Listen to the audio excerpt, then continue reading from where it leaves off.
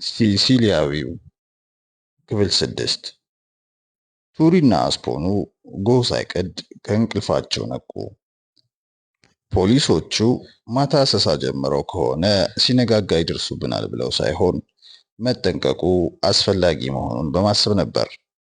ትላንትና አመሻሽ ላይ ፖሊሶቹ ከፓሌርሞ የመጣ አንድ ብረት ለበስ መኪናን 2 ጂፕ ሙሉ ማጠናከሪያ ኃይል ቤላርሞ ካምፕ ሲገባ ተመልክተዋል። ጁሊያኖ ሌሊት ከእንቅልፉ ተነስቶ አካባቢውን ሲቃኝ እንግዳ የሆነ ድምፅ ሰምቶ ነበር። ፒሾታ ግን ይህንን እንደዋዛ ተመለከተው። በልጅነታችን እንደዚህ አይነት ጊዜም ቢሆን ደፋርና ሰይጣኖች ነበርን። ለመሆኑ እነዚህ ፖሊሶች በዚህ ሌሊት እዚህ ድረስ በመምጣት ህይወታቸውን የሚያስጨንቁ ይመስልሃል? በተንፈላሰስ አልጋቸው ላይ የሚያሳልፉትን የእንቅልፍ ጊዜ ማጣት አይፈልጉም ብሎ ነበር። ቱሪ ግን አንድ ቀን ከነዚህ የባሰ ጠላት እንደሚያጋጥማቸው በመገመት ራሳችንን በጥሩ ልምድ ማነጽ አለብን በማለት መለሰ። ፊታቸውን ከታጠቡ በኋላ ብርድ ልብስ አንጥፈው መሳሪያዎቻቸውን ፈተሹ። ላቬኒራ ከላከቻቸው ኬክ ተካፍለውና በወይን አወራርደው ከበሉ በኋላ ከተማዋን ማየት ከሚችሉበት ከገደሉ አፋፍ ላይ በለጋ ቅርንጫፍና በቋጥኝ መድፈጫ ሰሩ። ከዚያም በየተራ በአጉሊ መነጽሩ በመጠቀም ከተማዋንና ወደ ተራራው የሚያወጡትን መንገዶች ማማተር ጀመሩ። ጁሊያኖ መሳሪያዎቹን ካጎረሰ በኋላ ትንንሽ የጥይት ካርታዎችንም ጃኬት ኪሶቹ ውስጥ ከተተ። ከዚያም ዕቃዎቹን መሬት ቆፍሮ ከቀበረ በኋላ ላዩ ላይ ትልቅ ቋጥኝ ጫነበት። ጁሊያኖ ይህንን በማከናወን ላይ ሳለ ብረት ለበሱ መኪና ከቤላርሞ ካምፕ ሲነሳ ያየው አስፖኑ ነበር። ጁሊያኖ ስራውን ጨርሶ ወደ እሱ እንደመጣም አየህ፣ ልክ ነህ፣ መኪናው ወደ ካስቴላ ሜዳ እየሄደ ነው አለው። ሁለቱም ፈገግ አሉ። ጁሊያኖን ደስ የሚል ስሜት ተሰማው። ቀድሞውኑም ፖሊሶቹ መዋጋት አስቸጋሪ እንደማይሆን አውቋል። ብረት ለበሱ መኪና በጠመዝማዛው መንገድ ከተሰወረ በኋላ ዙሪያውን ዞሮ ወደ ተራራው ጀርባ መምጣቱ አይቀርም። ይህም የሚያስረዳው ባለስልጣኖቹ ስለ ዋሻው ውስጥ መተላለፊያ እንደሚያውቁ ነው። ስለሆነም በዚያ በኩል ሸሽተው ለማምለጥ ሲሞክሩ ከመኪናው ጋር ፊት ለፊት እንደሚመጡ የታሰበ መሆኑ ገባቸው። ከጥቂት ጊዜ በኋላ ፖሊሶቹን ወደ ሞንቴ ዲኦራ አፋፍ ልከው ከፊት ለፊት ሊያሳዷቸው እንዳቀዱ ተገነዘቡ። ፖሊሶቹ እንደ ቀላል ህገወጥ ወጣቶች ስለቆጠሯቸው ነገሮቹን ይበልጥ ያቀሉላቸዋል።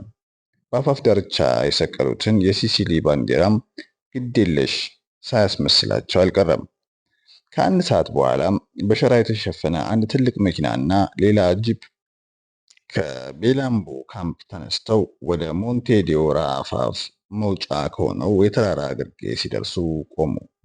ከተሸፈነው መኪና ውስጥም 12 መትረየስ የያዙ ፖሊሶች ሲወርዱ ጂፕ ውስጥ የነበረው ማርሻሎ ኮፊኖ ወረደ።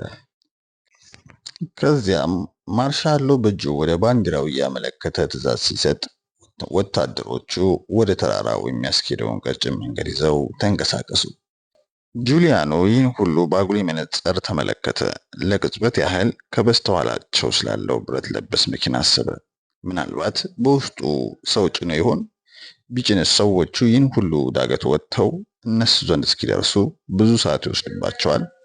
ይህንን ከሀሳቡ በማውጣት ፊቱን ወደ አስፖኑ አዙሮ እንደምናስበው ጎበዞች ካልሆነን በልጅነታችን እንደምናደርገው ወደ እናቶቻችን ተመልሰን ፓስታችንን የምንበላ አይመስለኝም አለ ፈገግ ብሎ። ፒሾታም ሳቅ አለና ያኔም ቢሆን ወደ ቤት መመለስ እንጠላ እንደነበር ታስታውሳለህ። በእርግጥ ይህ አደገኛ ጨዋታ እንደሆነ ይገባኛል። ጥቂቶቹን እንግደላቸው እንዴ ሲል ጠየቀው። ጁሊያኖ ፊቱን መለስ አድርጎ አይሆንም፣ ከጭንቅላታቸው በላይ ተኩስ ካለ በኋላ ባለፈው ቀን ትዕዛዙን መጣሱን በማስታወስ አስፖኑ ታዘዘኝ፣ እነሱን በአሁኑ ሰዓት መግደል አንዳችም ቁም ነገር የለውም ሲል ኮስተር ብሎ አከለበት።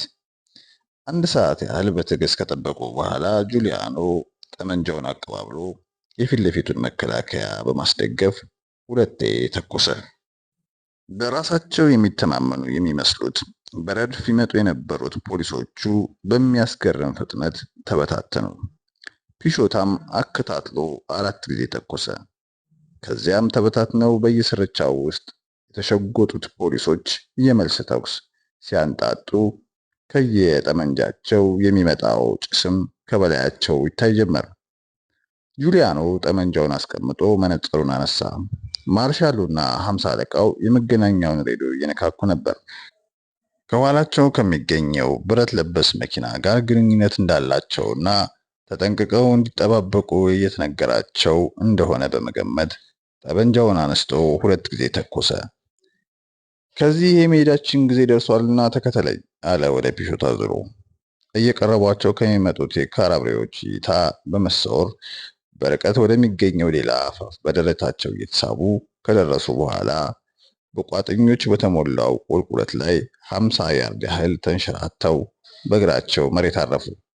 ከዚያም መሳሪያቸውን በተጠንቀቅ ይዘው በተራራው ላይ እያጎነበሱ መሮጥ ጀመሩ።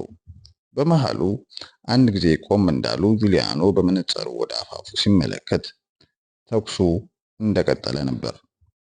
ሕገ ወጦች ከበታቻቸው እንደሆኑ ያልተገነዘቡት ፖሊሶቹ ተኩሳቸውን አላቋረጡም። ጁሊያኖ የፊት እየመራ በቋጥኞች የተከበበች ቀጭን መንገድ አልፈው አነስተኛ ጫካ ውስጥ ገቡ።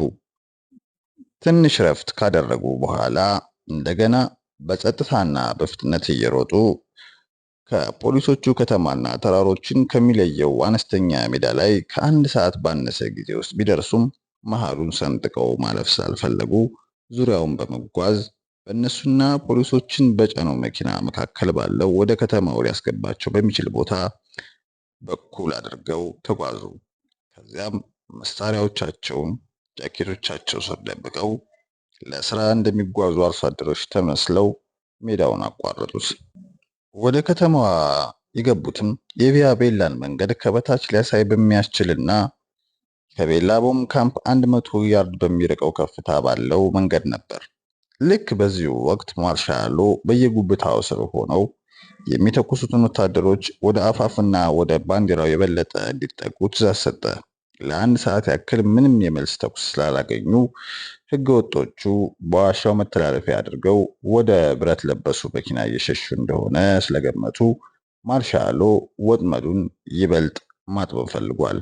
ፖሊሶቹ ባንዲራው ጋር ደርሰው እስኪያወርዱት ድረስ በግምት 1 ሰዓት ያክል ወሰደባቸው።